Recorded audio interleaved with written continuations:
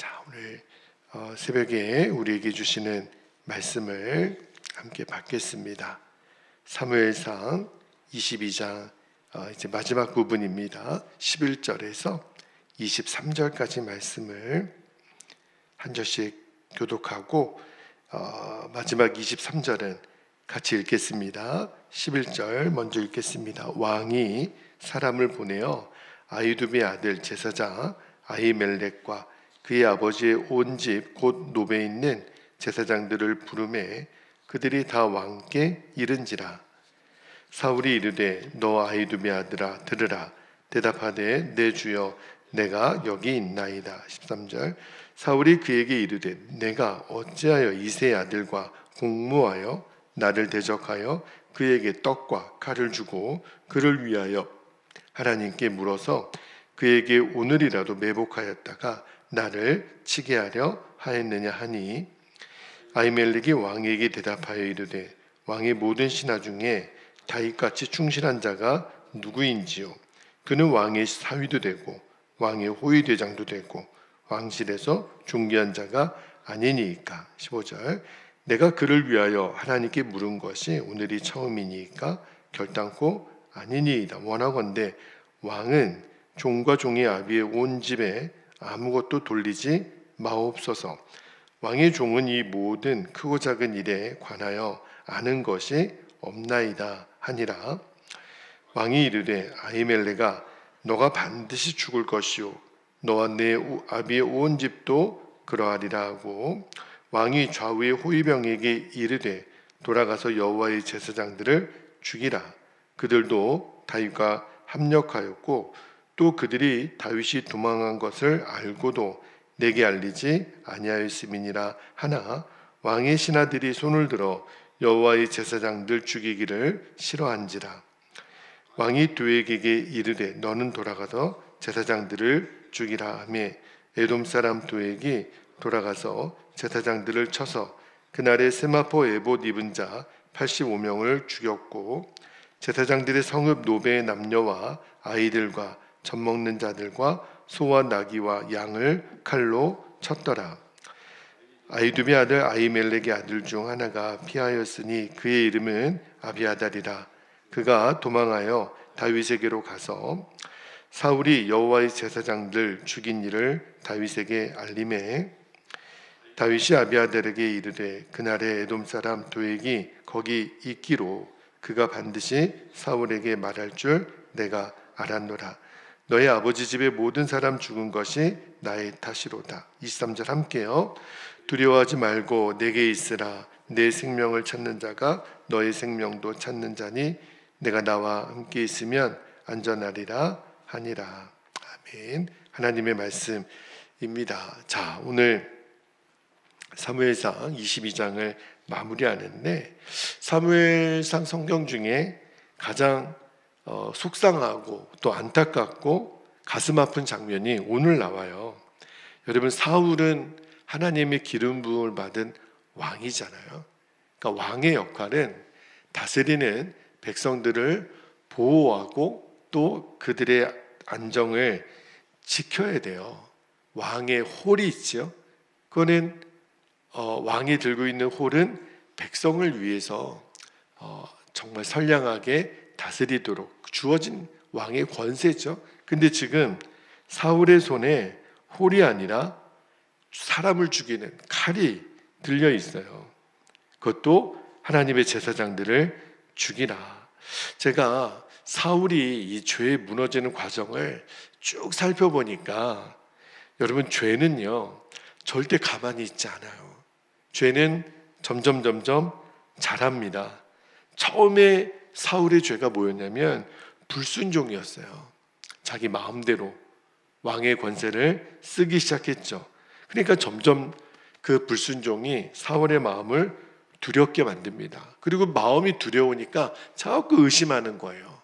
심지어는 자기의 아들까지도 의심하죠. 그리고 미움이 생기는 거예요. 그 의심이. 그리고 그 미움이 어디까지 이어지냐면 이제 폭력은 물론이거니와 사람을 죽이는 일에. 그러니까 다윗 하나 죽이려다가 완전히 이제는 사울이 인간 말종이 되어버리고 맙니다.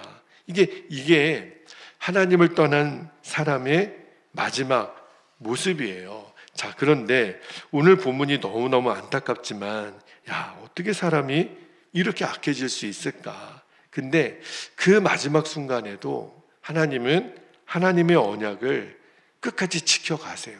사실은 포인트는 거기에 있습니다. 뭐냐면 사람의 계획은 무너져도 하나님의 계획은 절대 무너지지 않아요. 자, 오늘 세 가지 주신 말씀의 진리를 좀 나누기를 원하는데, 자, 첫 번째입니다. 첫 번째는 제가 아히멜렉을 주목하면서 이런 마음을 주셨어요. 하나님의 사람은요, 손해를 보더라도 진실을 말할 줄 알아야 합니다. 자, 우리가 어제 새벽에 그런 말씀을 드렸잖아요. 아둘람 굴에서 다윗은 그렇게 평안했는데 왕궁에서의 사울이 두려워요. 그래가지고 그 사울의 측근 중에 도액이라는 사람이 있습니다. 참 나쁜 사람이에요. 사울에게 진실을 외면하고 자기에게 유리한, 자기가 득을 보려고 사울에게 고자질을 하죠. 그래가지고 사울이 아히멜렉이라고 하는 제사장이 다윗을 도와줬다고 도액이 막 고자질을 하니까, 그래서 아히멜렉을 불러요. 너 진짜 다윗을 도와줬느냐? 왜 도와줬느냐? 그때 아히멜렉이 변명도 하지 않고 거짓말도 하지 않고 담대하게 뭐라고 말하냐면 14절 말씀을 볼게요. 14절에 보니까 아히멜렉이 이렇게 말합니다. 아히멜렉이 왕에게 대답하여 이르되 왕의 모든 신하 중에 다윗같이 충실한 자가 누구인지요?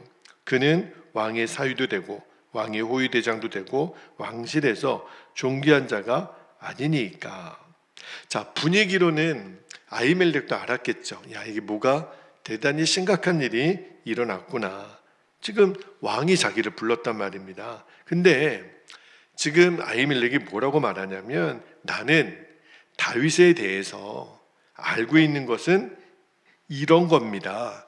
다윗이 도망자가 된 사실을 아히멜렉은 몰랐죠. 그냥 왕의 사위도 되고 호위대장도 되고 존귀한 자, 그가 배가 고프니 내가 떡을 주고 칼을 준 것밖에는 없다. 이게 뭘 말하는 거냐면 아히멜렉이 왕 앞에서도요, 진실을 굽히지 않아요. 분위기상 이거 잘못 말했다가는 내게 불이익이 당할 수도 있겠다. 충분히 그럴 만한 상황인데 아히멜렉은 자기의 소신을 굽히지 않습니다. 제가 아히멜렉을 보면서 이 시대를 살아가는 목회자 중에 또 한 사람으로, 정말 내가 손해를 보는 한이 있더라도 진리 앞에 내가 양심을 팔거나 내가 불이익에 손을 대어서는 안 되겠다. 그렇죠? 손해가 두려워서 말도 못하고 불이익이 염려가 되어서 타협하고 자꾸 사람의 눈치 본다고 하나님의 뜻보다 세상 기준을 따르면 그러면 진짜 내가 안 되겠다. 아히멜렉의 이 강직함을 보면서 하나님의 사람은 결과가 중요한 게 아니라 진실을 선택할 줄 아는 사람이구나. 왜 그러냐면 하나님 그분이 진리의 하나님이시니까. 예수님이 빌라도의 법정에서 빌라도랑 계속 논쟁을 하실 때 빌라도와 예수님 간의 논쟁의 핵심이 뭐예요? 진리가 누구냐는 거예요. 예수님은 끝까지 진리가 예수님이신 것을 포기하지 않으셨어요. 그 결과가 뭐였냐면 십자가였어요. 그 예수님의 진리 때문에, 그래서 우리가 구원을 얻게 된 거잖아요. 그러니까 제가 어떤 도전을 받았냐면, 맞다, 손해를 보더라도 내가 진실을 붙드는 사람, 아히멜렉과 같이 그런 사람이 되어야 되겠구나 하는 은혜를 주셨는데, 여러분도 꼭 그리 되기를, 어떠한 손해가 있더라도 내가 진리와는 타협하는 사람이 되지 않기를 주의 이름으로 축복합니다. 자, 두 번째 주시는 말씀의 진리인데 죄에 대한 이야기를 좀 나눌게요. 죄는 결국은요, 하나님을 대적하게 만듭니다. 이게 제일 무서운 거예요. 자, 안타깝게도 아히멜렉의 말을 사울이 듣지 않아요. 왜 그렇죠? 이미 사울은 마음이 굳어졌어요. 어떻게 하면 다윗을 죽이려고 하는지, 그리고 다윗을 도와준 사람들을 같이 죽이려고 하는지, 아히멜렉의 진리의 말을 하는데도 전혀 듣지 않아요. 그래서 뭐라고 명령하죠? 16절에 보니까 왕이 이르되 아히멜렉아 너가 반드시 죽을 것이요 너와 너희 아비의 온 집도 그리하리라. 그러니까 아히멜렉도 얼마나 황당합니까? 자기가 한 일이라고는 그렇게 충실했던 다윗을 도와준 것밖에 없는데, 자, 그런데 이때 제가 주목해 보고 싶은 거는요, 그 왕의 신하들의 반응이에요. 자, 17절 후반부에 보세요. 사울이 그렇게 이야기를 해도 여기 17절 후반부에 보면 왕의 신하들이 손을 들어 여호와의 제사장들 죽이기를 어떻게 했다고요? 싫어했다 그랬어요. 이게 무슨 말이에요? 왕의 신하들도 안 거예요. 지금 아히멜렉을 죽이라고 말하는 왕의 명령이 잘못됐구나, 틀렸구나, 왕이 지금 실수하는 거구나, 왕의 명령보다 하나님의 뜻이 더 중요하다는 것을 왕의 신하들조차 알았다는 거예요. 그래서 왕의 명령을 거부합니다. 자, 그런데 그 중에 진짜 악한 사람, 정말 마귀 같은 사람이 한 명 있죠. 도액입니다. 이 도액이 사울의 명령을 수행하는 사람으로 등장해요. 그래서 제사장 몇 명을 죽이냐면 85명의 제사장들을 죽입니다. 거기에서 끝나지 않아요. 놉성읍에 있는 남녀와 아이들, 젖먹는 아이, 심지어 가축까지 다 죽입니다. 너무너무 잔인한 사람으로 등장해요. 이게 지금 뭘 말하는 거냐면 이 죄의 특징이에요. 처음에는 사울이 작은 불순종부터 시작했죠. 근데 회개하지 않은 죄는요, 점점 자랍니다. 점점 커져요. 어디까지요? 하나님을 대적하는 자리까지 갑니다. 하나님의 종들을 다 죽여요. 우리는 죄를 큰 죄와 작은 죄가 따로 있다고 생각해요. 그러니까 요 정도쯤은 작은 죄, 다 그런 거지 뭐, 누구나 그런 거지 뭐. 그 방치하는 죄가 우리 가운데 있어요. 여러분, 절대로 분노를 오래 품어서는 안 됩니다. 교만을 방치해서는 안 돼요. 시기를 그냥 둬서는 안 되고, 음란한 생각들을 방치해서는 안 됩니다. 회개하지 않는 죄는 반드시 자랍니다. 그래서 날마다 내 자신을 돌아봐야 돼요. 주님, 제가 하나님을 대적하는 죄는 없습니까? 죄가 점점 자라요. 이런 비참한 일이 일어날 거라고 누가 상상을 했겠어요? 늘 내 마음을 하나님 앞에 살피는 은혜가 있기를 주의 이름으로 축복합니다. 자, 마지막 한 가지만 좀 더 나눌 은혜가 있는데, 세 번째 주신 말씀의 진리는 하나님은 언제나 남은 자들을 지키신다라고 하는 것을 여러분과 좀 나눌게요. 자, 오늘 본문을 잘 읽어보면 참 어떻게 이런 일이 일어날 수 있을까? 주의 제사장들을 어떻게 이렇게 다 죽도록 하나님 내버려 두시나, 그런 답답함이 저에게도 있었거든요. 근데 오늘 말씀을 읽다 보면 제사장이 다 죽은 게 아니에요. 아히멜렉의 아들 아비아달이 살아납니다. 하나님이 그를 지키세요. 그리고 그 아비아달이 다윗에게 와요. 그리고 다윗을 보자마자 뭐라고 얘기하냐면, 자, 22절 말씀을 볼게요. 22절에 다윗이 아비아달에게 이렇게 말합니다. 그날에 에돔 사람 도액이 거기 있기로 그가 반드시 사울에게 말할 줄 내가 알았노라. 너희 아버지 집의 모든 사람 죽은 것이 나의 탓이로다. 아비아달을 다윗이 위로하죠. 저는 여기서 다윗의 고백을 통해서 제가 이게 은혜가 된 게 뭐였냐면, 진짜 지도자구나. 여러분, 지도자는, 어떤 리더는 책임을 회피하지 않더라고요. 여러분, 지도자의 가장 중요한 덕목이 뭐겠어요? 책임이죠. 세월호 선장이 왜 그렇게 욕을 먹는 거죠? 선장이 책임을 다하지 않은 거예요. 아이들이 죽어나가는데도 자기 혼자 살겠다고 도망쳤던 리더가 아닌 거죠. 제가 뭘 깨달았냐면 사울은 늘 남 탓만 했어요. 다윗 때문에 그랬다, 누구 때문에 그랬다, 요나단 때문에 그랬다, 신하들 탓만 하고. 근데 다윗은 뭐라고 얘기하냐면 이 모든 것이 내 책임이라는 거예요. 내 탓이로다. 그러니까 자기의 책임을 인정한 거죠. 그리고 아비아달에게 뭐라고 말하냐면 23절 말씀을 볼게요. 23절에 두려워하지 말고 내게 있으라. 내 생명을 찾는 자가 너의 생명도 찾는 자니 내가 나와 함께 있으면 안전하리라 하니라. 저는 이 23절 말씀을 읽으면서 꼭 예수님이 제자들에게 늘 하셨던 말씀, 두려워하지 마.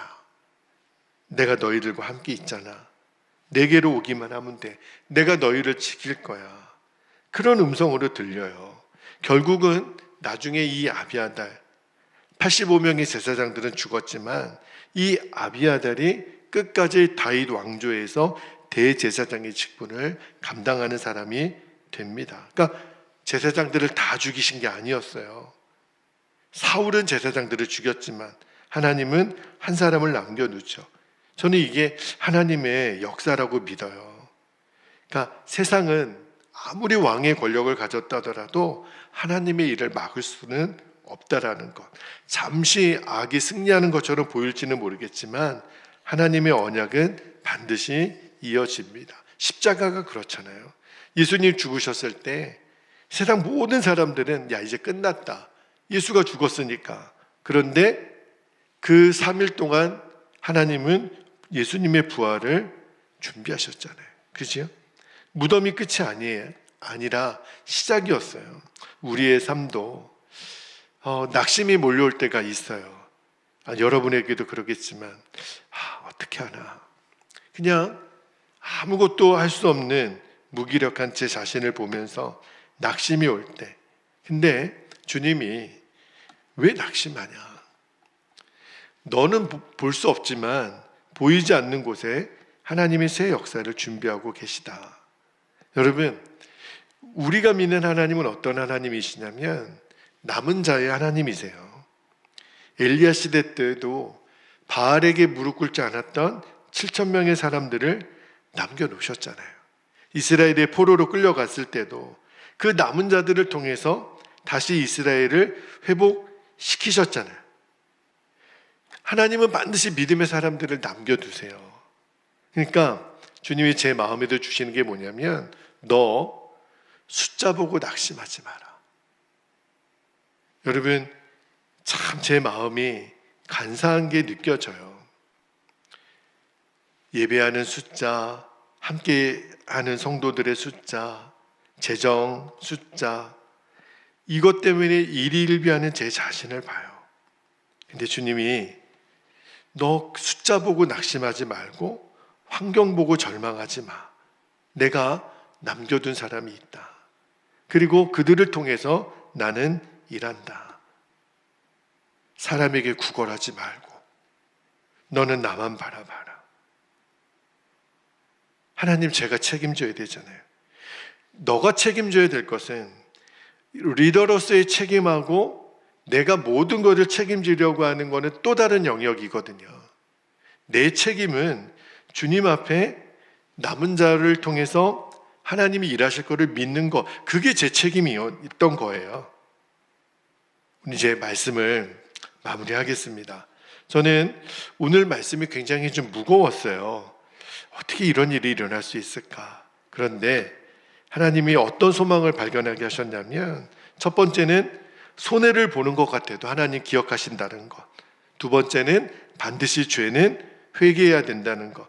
그거 방치하면 결국 하나님을 대적하고 사람들 해치는 결과를 낳으니까 제일 중요한 마지막 세 번째 중요한 결론이 뭐냐면 하나님은 하나님의 백성들을 버리지 않으신다는 것.